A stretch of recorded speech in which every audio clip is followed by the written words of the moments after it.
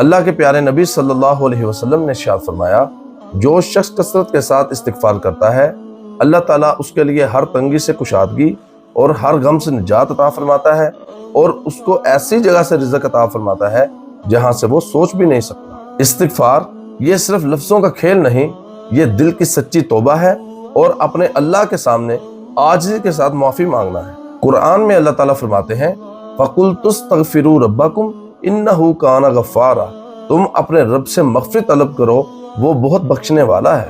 اسی لیے کبھی تنہائی میں، کبھی سجدوں میں اور کبھی چلتے پھرتے اپنی زبان سے نکال دیجئے، استغفر اللہ العظیم واتوب الیہ۔ یہ کلمات آپ کی زندگی کو بدل سکتے ہیں، گناہوں کو مٹا سکتے ہیں، دلوں کو سکون دے سکتے ہیں اور رحمت کے دروازے کھول سکتے ہیں۔